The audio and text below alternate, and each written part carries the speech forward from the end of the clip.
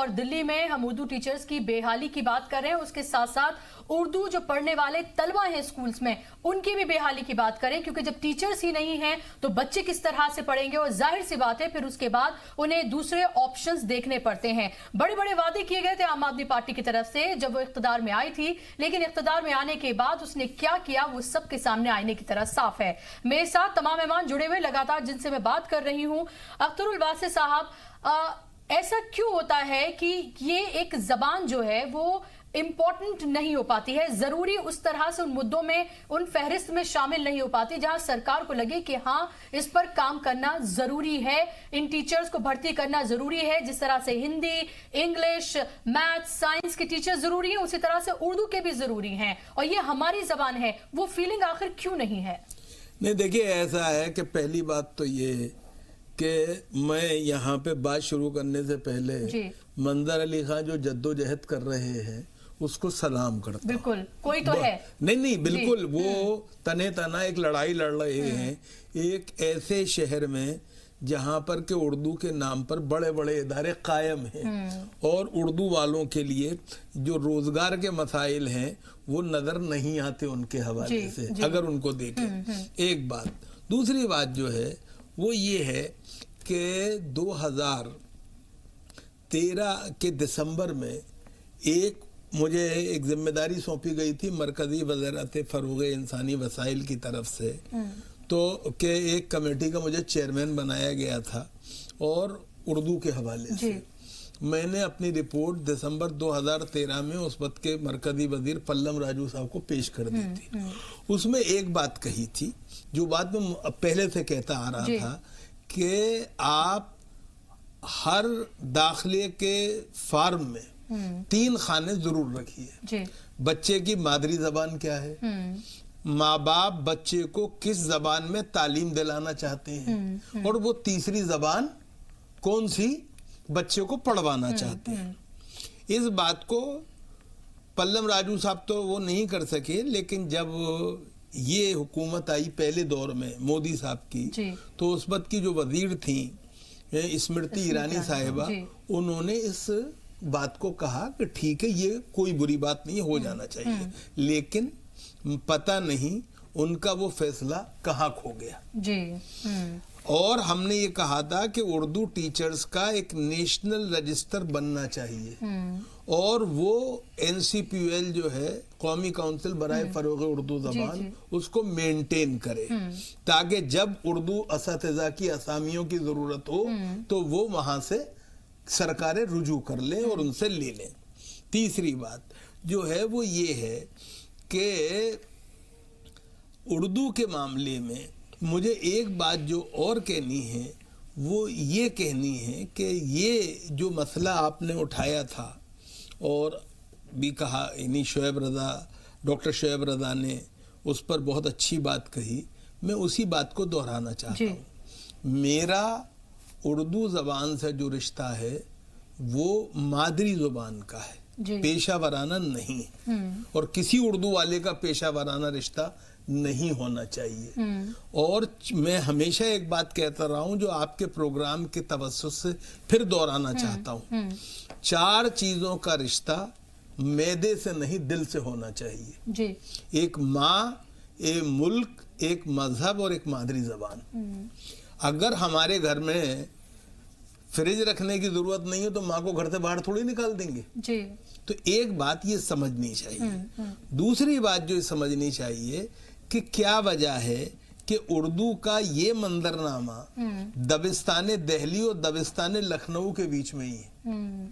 ये खास बात है कि दिल्ली के अंदर शीला दीक्षित साहिबा ने उर्दू को दूसरी सरकारी जबान बनाया था।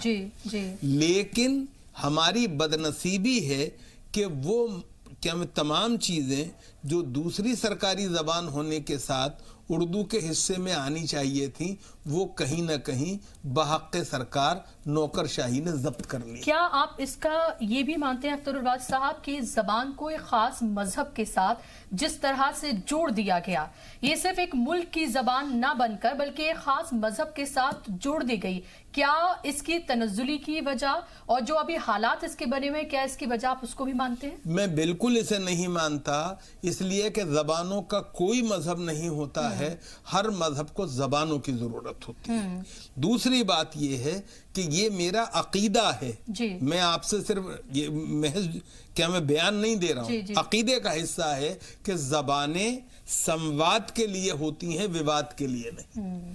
دوسری بات جو مجھے آپ سے عرض کرنی ہے، اردو زبان کا معاملہ یہ ہے کہ اردو کا کوئی منظرنامہ مکمل ہی نہیں ہوتا بغیر غیر مسلموں کے. جی بالکل. مثال کے طور پہ آج بھی اردو کا اگر ایک بڑا نام تنقید میں شمس الرحمن فاروقی ہے تو دوسرا پروفیسر گوپی چند نارنگ. بالکل.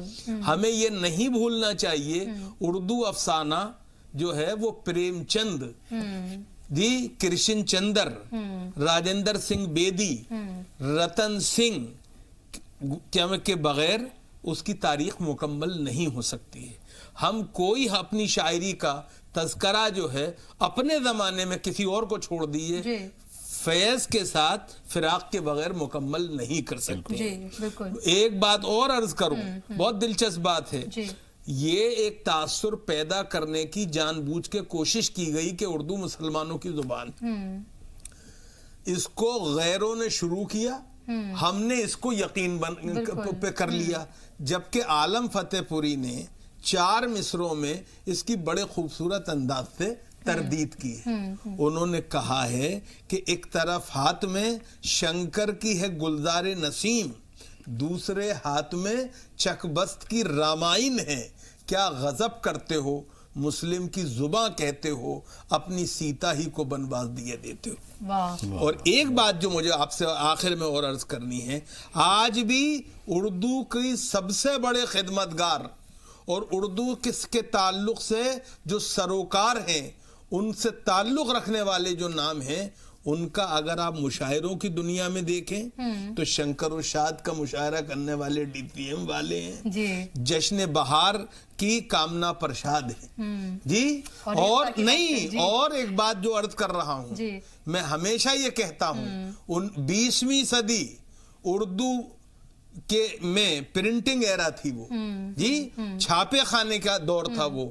20ویں صدی منشی نول کشور کی صدی تھی، اور انفارمیشن ٹیکنالوجی کے اس ریولوشن کے زمانے میں 21ویں صدی جو ہے وہ سنجیو سراف کی صدی ہے. اور ایک اس میں جو بہت دلچسپ بات ہے معافی کے ساتھ، وہ یہ ہے کہ دونوں جو ہیں وہ تہذیبی اعتبار سے، خانگی اعتبار سے، لسانی اعتبار سے اردو ان کی مادری زبان نہیں ہے.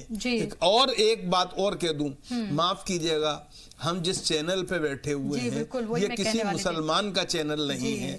اسی طرح سے جو انقلاب ہے، جاگرن والوں نے اس کی دستگیری کی، اور وہ اخبار جو کبھی صرف ایک شہر سے نکلتا تھا آج مختلف شہروں سے نکلتا ہے. آج سہارا جو ہے، اور اسی طرح سے جو وہ ہیں، وہ کون نکال رہے ہیں؟ وہ نکال رہے ہیں جو ماشاءاللہ ثواب دارین کے لیے اردو کی خدمت نہیں کر رہے ہیں، بلکہ پیشہ ورانہ ضرورتوں کے تحت اردو کو بڑھاوا دے رہے ہیں. اس لیے یہ کہنا کہ اردو غیر مسلموں کی کیا میں زبان نہیں، صرف مسلمانوں کی زبان ہے. اور ایک بات اور کہہ دوں، لداخ ہو یا ہماچل ہو، اردو کا چلن وہاں پر کم نہیں ہے. یہ ہماری بدنصیبی ہے کہ ہم اسے ماننے کو تیار نہیں. جی بالکل، آپ نے بہت ساری باتوں کو ایک دم پورا سمیٹ کے آپ نے رکھ دیا، اور جس خوبصورتی سے آپ نے بیان کیا ہے شاید ہی کوئی کر پائے اختر الواز صاحب. میرا سوال آپ سے یہ ہے فیروز بخش صاحب کہ آپ مولانا آزاد نیشنل اردو یونیورسٹی کے آپ چانسلر ہیں، ظاہر سی بات ہے آپ کے کندھوں پر بہت اہم ذمہ داری ہے. وہاں جو بچے آتے ہیں آپ ان کی دلچسپی اس زبان کو لے کر کس طرح سے دیکھتے ہیں؟ کیونکہ بار بار یہ کہا جا رہا ہے جس طرح سے ابھی اختر الباسط صاحب نے کہا, شعیب صاحب نے کہا کہ زبان کو جو ہے وہ آپ کسی کاروبار سے یا آپ جاب سے ان تمام چیزوں سے نہیں جوڑ سکتے ہیں. لیکن پھر بھی میں یہ کہوں گی کہ کیا اگر آپ ان کو کاروبار سے جوڑیں یا پھر اگر آپ جاب سے جوڑیں جس سے آپ کو ایک زبان کے لیے محبت تو ہے ہی, لیکن اس کے ساتھ ساتھ اگر آپ کی روزی روٹی بھی اس سے چلتی ہے, تو اس میں آخر برائی کیا ہے؟ دیکھیے, اب پروفیسر اختر الباسط نے تو ایک سمجھیے کہ کوزے میں سمندر کو بند کر دیا, اور میرے خیال سے اردو کے تعلق سے جو باتیں انہوں نے کہی ہیں بہت کچھ اب رہتا نہیں ہے ذکر کرنے کو. لیکن پھر بھی میں بتاتا ہوں, دیکھیے آپ نے اردو کے تعلق سے بات کری ہے کہ اس کو ایک پروفیشن سے جوڑا جائے یا نہیں جوڑا جائے. اس میں دیکھیے میں دونوں طرف سے اس بات کو لے کر چلوں گا. جہاں تک میرا تعلق ہے, میں نے تو اردو زبان جو ہے میں نے اپنی ماں کے دودھ کے ساتھ پیا ہے اس کو, اس طرح سے میں نے اس کو سیکھ لیا ہے. اور رہی بات پروفیشن کی, تو ایک بڑا دلچسپ واقعہ سناؤں گا میں آپ کو. ایک یہاں کا بنارس میں ایک چھوٹا سا گاؤں ہے چورو, وہاں سے میں گزر رہا تھا کسی کام کے لیے, تو ٹھیلے پہ ایک صاحب پیاز بیچ رہے تھے اور وہ انگریزی کا اخبار پڑھ رہے تھے. تو مجھے بڑی حیرانی ہوئی. میں نے کہا جو آدمی انگریزی کا اخبار پڑھے گا, ٹائمز آف انڈیا جیسا اخبار پڑھے گا, تو اس کو پیاز بیچنے کی کیا ضرورت ہے؟ تو میں نے ان سے پوچھا بھائی آپ پیاز بیچ رہے ہیں اور اخبار آپ پڑھ رہے ہیں انگریزی کا, کیا سلسلہ ہے, کچھ بات سمجھائیے. تو کہنے لگے بھائی دیکھیے ایسا ہے کہ جہاں تک اخبار پڑھنے کا تعلق ہے, میرا جہاں تک میرا پیشہ ہے وہ پیاز بیچنا ہے. میں اپنے بچوں کا جو لالن پالن ہے سو وہ میں کر لیتا ہوں پیاز بیچ کر کے, اور رہی بات انگریزی کی ہے میں پڑھتا ہوں, یہ میرا شوق ہے. تو لیکن پھر بھی اردو کو اگر جب تک ہم اس کو ماڈرنائز نہیں کریں گے, جس طریقے سے ہم دیکھ رہے ہیں کہ NCPOL نے یا پھر آپ کی اردو اکیڈمی ہے, ان لوگوں نے اردو کو ماڈرنائز کیا ہے, کمپیوٹر سے جوڑا ہے, اور بہت سے انہوں نے ایسے سینٹرز کھولے ہیں جہاں پر غیر اردو داں حضرات جا کر کے اردو کو سیکھ سکتے ہیں. بلکہ مجھے یاد ہے کہ جامعہ میں بھی ایک ڈسٹینس ایجوکیشن میں اردو سکھاتے ہیں. کیوں واسع صاح وہاں پہ مجھے اتفاق سے ایک دن ایک صاحبہ ملی, پتہ چلا کہ وہ کرشن چندر صاحب کی پوتی ہیں. تو وہ کھڑی ہوئی وہاں پہ ان سے بات کر رہی تھی جو وہاں انچارج تھے. کہنے لگے مجھے اردو سیکھنی ہے, میں USA میں رہتی ہوں اور میرے جو دادا ہیں بڑا کام ہے ان کا اردو میں. تو اردو کا بہت, دیکھیے اگر آپ چاہیں تو محور بہت بڑا ہے, لیکن افسوس کی بات یہ ہے کہ ہم نے اس کو اس طریقے سے پروفیشن سے نہیں جوڑا, مارکیٹ سے نہیں جوڑا. مغلوں کے زمانے میں اردو زبان جو تھی ایک مارکیٹ کی زبان تھی. اب میرے بچپن میں بھی میں چاندنی چوک سے گزرتا تھا تو وہاں پہ کپڑوں کی دکانوں کے آگے جو بورڈ لگا کرتے تھے وہ اردو میں تھے. اب وہ آہستہ آہستہ وہ چلن سے ختم ہو گیا. اردو ایک بات کو کہہ کے میں بات کو اپنی مکمل کروں گا کہ جس طرح سے واسع صاحب نے بات رکھی ہے کہ وہ لوگ چاہے وہ سنجیو سراف ہوں, چاہے وہ کوئی بھی ڈاکٹر سبھاش چندرا ہوں, سبھاش چندرا صاحب کو, تو میں سبھاش چندرا صاحب کو اور ان کا جو یہ چینل ہے اردو کا, میں سلام کرنا چاہتا ہوں, سیلیوٹ کرنا چاہتا ہوں. اور میرے پاس وہ الفاظ نہیں ہے ڈکشنری میں جو ان کی تعریف میں کہہ سکوں کہ دیکھیے کہ بڑے بڑے اردو داں حضرات انہوں نے اردو کے لیے وہ نہیں کیا جو سبھاش چندرا اردو کے لیے کر گئے. آج ہم ہیں, کل نہیں ہوں گے, لیکن یہ جو پروگرام ہے جب آگے آنے والی نسلیں دیکھیں گی تو ان کو پتہ چلے گا کہ کوئی شخص تھا کرشن چندر کی طرح یا گوپال داس نیرج کی طرح کہ جس نے اردو کی اتنی بڑی خدمت کی ہے. تو اس کی بہت سخت ضرورت ہے. سب مل جل کے, ہماری ساجھا تہذیب ہے, ہندو مسلم سکھ عیسائی. میں شعیب صاحب آپ کے پاس آؤں اس سے پہلے اختر الباسط صاحب, میرا سوال آپ سے یہ, کیونکہ میں بار بار اس سوال کو اس لیے اٹھا رہی ہوں کہ جب زبانیں اس طرح سے مر رہی ہوتی ہیں یا ہم یہ کہیں کہ اس کا وجود جو ہے وہ خطرے میں اس طرح سے ہوتا ہے, تو اس کو دوبارہ سے زندہ کرنے کے لیے ایک محنت, ایک مشقت, جدوجہد کی اور اسے نئے سرے سے کھڑے کرنے کی ضرورت ضرور ہوتی ہے جو اردو کے لیے ابھی ہے. آپ یہ دیکھیں کہ جب ہم لغت کے طور پر ہم بات کرتے ہیں تو دیوناگری میں تو لوگ پڑھتے ہیں اس کو, لیکن جب ہم اردو کی بات کرتے ہیں تو اردو میں اس طرح سے لوگ اس کو نہیں پڑھتے ہیں. لوگ مشاعروں میں جا کے واہ واہ کرتے ہیں, قوالی میں جا کے वाह वाह करते हैं। जब आप गूगल पे किसी उर्दू का कोई आप लफ्ज टाइप करते हैं, उसका मीनिंग ढूंढते हैं, तो वहां पर NCPUL या फिर कोई उर्दू का कोई इदारा, उसका मीनिंग नहीं आता है, बल्कि सबसे पहले रेख्ता वहां पर आता है जो मीनिंग बताता है। मुझे बताइए कि आखिर ये आलम क्यों है, क्यों नहीं इस तरह की चीजें और पैदा की जाती हैं जिससे लोगों को उर्दू समझने में, पढ़ने में आसानी हो। उन्हें अगर किसी चीज में इंटरेस्ट आ रहा है तो कम से कम उनके पास वो चीजें उस तरह से मौजूद रहे और उसे प्रोफेशन से भी जोड़ा जाए। देखिए, एक बात तो मैं आपकी तशवीश को शेयर करते हुए ये बताना चाहता हूँ कि ये इस पूरे मुल्क का मंजरनामा नहीं जी, इसका ख्याल रखिए, क्योंकि मायूसी और हिरमा नसीबी जो है वो सिर्फ मैंने जैसे कहा दबिस्तान दिल्ली और दबिस्तान लखनऊ के बीच में है। बिहार में उर्दू वालों ने जद्दोजहद करके शेर बिहार गुलाम सरवर और उनके रुफ़क़ा की क़यादत में उर्दू को जगह दिला दी। महाराष्ट्र, आंध्रा, कर्नाटका, इंतहा ये कि तमिलनाडु में अगर आप चेन्नई से बंगलोर की तरफ सफर करें या कोयम्बटूर की तरफ जाएं तो आपको उर्दू इस तरह नजर आएगी जैसे कभी उर्दू बाजार में दिल्ली के नजर आती थी। मैं आपको बताता हूँ, मेरे लिए खुद ताज्जुब की बात थी कि वानमबाड़ी में या वेल्लूर में या उमराबाद में या मेल विशारम में मैंने सरकारी म्यूनिसिपैलिटी की तरफ से जो बोर्ड लगे देखे मोहल्लों के, वो तामिल के साथ उर्दू में थे।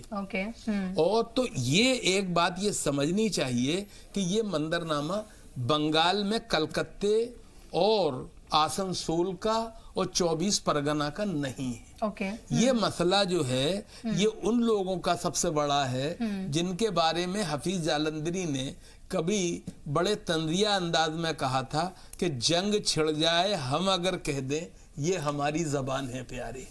आज दबिस्तान दिल्ली और दबिस्तान लखनऊ जहां कल उर्दू का गुलगुला था, आज वहीं पर उर्दू वाले जो हैं वो माफ कीजिएगा उर्दू से दूर होते जा रहे हैं।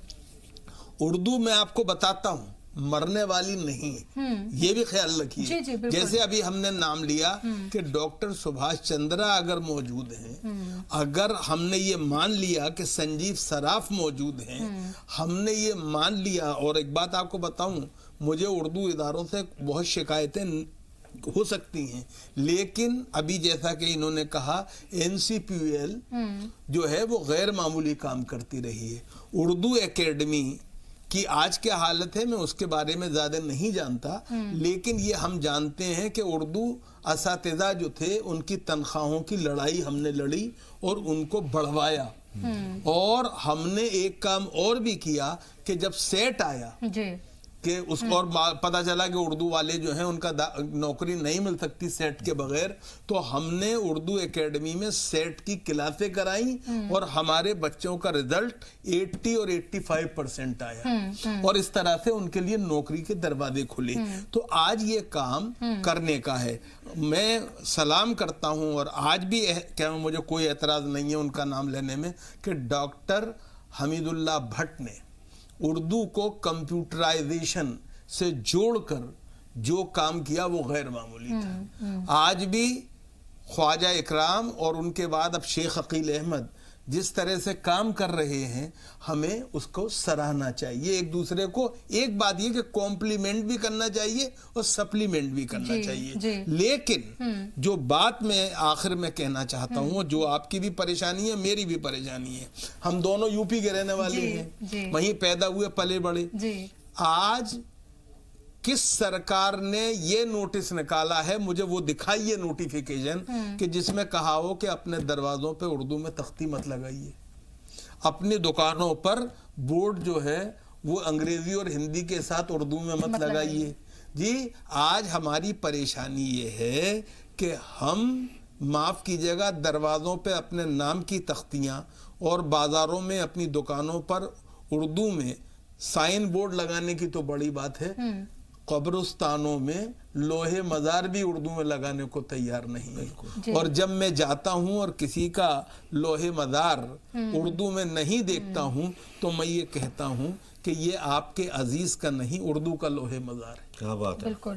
नहीं, تو اس بات کو ہمیں سمجھنا چاہیے. اور آخری بات جو مجھے مختصراً کہنا ہے وہ یہ کہنا ہے کہ اردو جو ہے اس کے بارے میں یہ نہیں بھولنا چاہیے کہ دلی میں 600 سال سے زیادہ فارسی کی حکمرانی رہی ہے.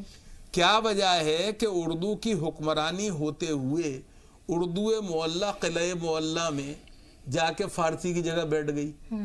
اس کی وجہ یہ ہے کہ وہ یہ خانقاہ میں پیدا ہوئی, بازاروں میں پلی بڑھی, اور اس نے عوامی قوت سے وہ جگہ بنائی کہ دور ملوکیت میں ذل الہی کو اردو والوں کے سامنے سر جھکانا پڑا اور فارسی کو بے دخل کر کے اردو کو اس کی جگہ دینے پڑی. اگر یہ کام کل دور ملوکیت میں ممکن ہو سکتا ہے تو آج دور جمہوریت میں کیوں نہیں ہو سکتا؟ شرط یہ ہے کہ اردو والے اس کے لیے تیار ہو. بالکل اس کے لیے تیار ہو, اس کے لیے آواز اٹھائیں. وہ آوازیں بند ہو گئی ہیں اور ایک طرح کے یہ بھی کہیں نہ کہیں نظر آتا ہے کہ ایک احساس کمتری بھی ہے. آپ جب اردو بولتے ہیں تو شان سے نہیں بولتے کہ دیکھیں آپ کو ایک زبان آتی ہے. آپ اگر انگریزی سیکھ لیتے ہیں تو آپ کو وہ اگر اس میں کوئی کوتاہی ہے یا آپ اسے صحیح سے نہیں بول پاتے تو آپ بہت شرمندہ ہو جاتے ہیں کہ دیکھیں آپ انگریزی صحیح سے نہیں بول پاتے ہیں. وہیں اگر آپ اردو یا ہندی اگر آپ بھی ٹھیک سے نہیں بول پاتے ہیں تو آپ بہت شان سے کہہ دیتے ہیں کہ میری ہندی تھوڑی کمزور ہے یا مجھے اردو ٹھیک سے بولنی نہیں آتی ہے. یہ بھی اس کا ایک المیہ ہے. شعیب صاحب, میرا ایک دوست ہے جس سے میری بات ہو رہی تھی, اس نے کہا کہ اچھا ابھی جو آپ نے بول کر دکھایا ہے نا اس کو ذرا آپ اردو میں بول کر دکھائیے, کیسے آپ بولیں گی. تو میں نے کہا کہ جو دراصل میں نے ابھی بولا تھا وہ میں نے اردو میں ہی بولا تھا. بالکل. تو آپ یہ دیکھیں کہ ایک زبان کے ساتھ یہ بھی ہے کہ لوگوں کو یہ پتا ہی نہیں ہے کہ وہ اردو بول رہے ہیں, لیکن انہیں یہ پتا ہی نہیں ہے کہ دراصل وہ اردو بول رہے ہیں اور اس کے الفاظ کا استعمال کر رہے ہیں. ہندی اور اردو اس طرح سے آپس میں بالکل گھلی ملی ہے اور ہم ہندوستانی زبان کا تصور بنا اردو کے کر ہی نہیں سکتے ہیں, اور اس کے باوجود اس کا یہ حال ہے. دیکھیے جو آپ نے ابھی فرمایا کہ ہم جو کچھ بولتے ہیں اور جب تک سامنے والے کی سمجھ میں آتا ہے تو وہ سمجھتا ہے کہ یہ ہندی ہے. اور جہاں جاوید اختر صاحب نے ایک پروگرام میں بہت اچھی بات کہی تھی, میں اسی کو ریپیٹ کر رہا ہوں, اور جہاں آپ کی سمجھ میں نہیں آنا شروع ہو جاتا ہے آپ کہتے ہیں یہ اردو ہے. یعنی جہاں فارسی یا عربی کے الفاظ بہت گاڑے اگر استعمال کر دیے جائیں تو لوگوں کو لگتا ہے یہ اردو ہے, جبکہ ہم ابھی بھی جو بات کر رہے ہیں وہ اردو بھی ہے ہندی بھی ہے. دنیا کی واحد دونوں زبانیں ہیں جن کی کریا ایک ہے, ورب ایک ہے, ہندی اردو. بس اس میں کیا ہے مختلف زبانوں کے الفاظ موجود ہیں, ترکی بھی ہے, پرتگیز بھی ہے, تمام چیزیں ہیں. اختر الواسع صاحب نے اتنی تفصیل سے بہت اچھے طریقے سے بیان کر دیا, لیکن میں اس میں کچھ اضافہ کرنا چاہتا ہوں. آپ نے چونکہ ایک سوال کیا تھا کہ اردو کو صرف مسلمانوں سے جوڑ کے دیکھا جاتا ہے. سب سے پہلا اردو کا اخبار 1822 میں جامع جہاں نما ہری ہردت نے نکالا. سب سے پہلا رسالہ ماسٹر رام چندر نے دلی سے نکالا. اسی طریقے سے پوری ایک فہرست اختر الواسع صاحب نے بتائی. رہا سوال آپ نے کہا روزگار کا, میں نے ابھی کہا تھا کہ روزگار سے جوڑ کے نہیں دیکھنا چاہیے, لیکن اس کے باوجود 1913 میں فلمی سفر شروع ہوتا ہے ہریش چندر کے فلم کے نام سے بنا بولتی, لیکن عالم آرا سے لے کے آج تک کی فلموں میں مجھے بتائیے کیا اردو نہیں ہے؟ جو اردو جانتے ہیں اور جو انگریزی جانتے ہیں وہ تو راجا ہیں, وہ اتنا پیسہ کما سکتے ہیں. اگر کوئی ہندی کے ساتھ انگریزی کے ساتھ اردو سیکھ لے تو بہترین اسکرپٹ لکھ سکتا ہے, اس کو روزگار سے جوڑ سکتا ہے, رپورٹر بن سکتا ہے, اینکر بن سکتا ہے. تمام چینلز پہ جو اردو جاننے والے لوگ ہیں ان کو بہت قدر کی نگاہ سے دیکھا جاتا ہے. کیونکہ تلفظ کا معاملہ آپ نے اٹھایا, تلفظ تمام اردو کے جو لوگ ہیں, اب تو حالت یہ کہ کہنا نہیں چاہیے, یہاں پروفیسر صاحب بیٹھے ہیں, ہم سیمینارز میں دیکھتے ہیں ان لوگوں کا جو اردو ہی کے پروفیسر ہیں یا اردو کے ٹیچر ہیں, وہاں پر بھی ہم اغلاط نکال سکتے ہیں کئی جگہ. مطلب 5, 7, 10 الفاظ ایسے وہ بولتے ہیں جو کہ غلط ہوتے ہیں. تو اس طرح کے مسائل ہیں, اور یہ مسائل اب سے نہیں ہیں. اگر ہم یہ دیکھیں کہ صرف آج کا یہ مسئلہ ہے, یہ مسئلہ بہت دنوں سے چلا آ رہا ہے. لیکن جو اختر الواسع صاحب نے بھی کہا, اس مسئلے کو ہم سب غور کریں گے, فکر کریں گے اور اس کو دور کرنے کی کوشش کریں گے. قومی کونسل اردو اکیڈمی بہت اچھا کام کرتے ہیں, اس میں کوئی شک نہیں ہے. میرا کہنا یہ ہے کہ جو چھوٹے چھوٹے مسائل آتے ہیں, جیسے اردو ٹیچرز کا معاملہ آیا ہے, یہ اگر قومی کونسل, کیونکہ ایک نوڈل ادارہ ہے, اس کے پاس کروڑوں کا بجٹ ہے, اردو اکیڈمی کے پاس کروڑوں کا بجٹ ہے. ہماری حکومت 2-2.5 अरब रुपया सालाना देती है उर्दू पे। अगर ये किसी को पता चल जाए, आप बताइए 25-30 करोड़ दिल्ली उर्दू एकेडमी का है, 5-7 करोड़ उर्दू यूपी का है, तो कहीं बंगाल का है, तो सब जगह का है। उसको अगर आप मिला लें, 80 करोड़ शायद कौमी काउंसिल का है, उसको अगर आप मिला लें तो 2-2.5 अरब रुपया बनेगा। लेकिन उसका इस्तेमाल जो है वो सही नहीं हो रहा है। रहा सवाल महाराष्ट्र की मैं बात करूं, अकेले मुंबई में 1000 से ज्यादा उर्दू मीडियम स्कूल हैं। वजह यह कि नियत का मामला है, उनकी नियत ठीक है। वहां के लोगों को ये शिकायत नहीं है कि साहब मुझे रोजगार नहीं मिलता, मुझे, वो पढ़ते हैं, वहां से एक रिसाला गुलबूटे निकलता है। आप हैरान होंगी 25,000 के करीब वो रिसाला निकलता है। साहब आप ये देखें ना कि जो फिलहाल ये मसला जो बना हुआ है दिल्ली का, दिल्ली के उर्दू टीचर्स को लेकर, यहाँ के तलबा को लेकर जो उर्दू पढ़ना चाहते हैं, ये मसला तो लग नहीं रहा कि इस तरह से ये सुलझने वाला है। हल नहीं होगा। आवाज़ें बुलंद इन तमाम चीजों को इस तरह से जो रसूख वाले लोग हैं और खासतौर पर जो इदारे हैं जिनके ऊपर असल में जिम्मेदारी है, अगर वो पुरजोर तरीके से नहीं उठाएंगे तो इसी तरह से इलेक्शन आएंगे, वादे किए जाएंगे, इलेक्शन चले जाएंगे और फिर ये ठंडे बस्ती में चली जाएंगी। देखिए, मैं मायूस नहीं हूं, लेकिन मैं ये कहना चाहता हूं आपके चैनल के जरिए, ये मसला हल नहीं होगा। मैंने रसाइल पे काम किया है दिल्ली के, 1947 से लेके मैंने सारे इदारिये पढ़े अब तक, जब तक मेरा काम है। उस वक्त भी 1947 में जो इदारिये में मसला उर्दू का लिखा था ना, वो आज मैं 2019 में भी इदारिये में मसला देखता हूँ। इसलिए मैं कह रहा हूँ कि ये मसला हल नहीं होगा। लेकिन अख्तर वासिफ साहब जैसे लोग और तमाम लोग अगर गौर फिक्र करें और आगे आए, हमारे उर्दू के जो शोबे हैं यूनिवर्सिटीज़ के और स्कूलों के और इदारों के, अगर उनके हेड आगे आएं और तमाम मोहतमीम आगे आएं जो उर्दू पढ़ते हैं मदारिस के, तो ये मसला हल हो सकता है। सामने आने की जरूरत है। नई नस्ल पढ़ना चाहती है मैडम। मैं आपको बताऊं, बड़ी तादाद में, चूंकि मेरा ताल्लुक डिस्टेंस एजुकेशन से है, हम तो हिंदी में भी काम करते हैं। शेफ साहब, मुझे आपको रोकना पड़ेगा, वक्त की मेरे पास कमी है। बहुत बहुत शुक्रिया आप तमाम मेहमानों का स्टूडियो में आने के लिए, इस अहम चर्चा का हिस्सा बनने के लिए। इसी के साथ हमारे आज के इस प्रोग्राम में बस इतना ही।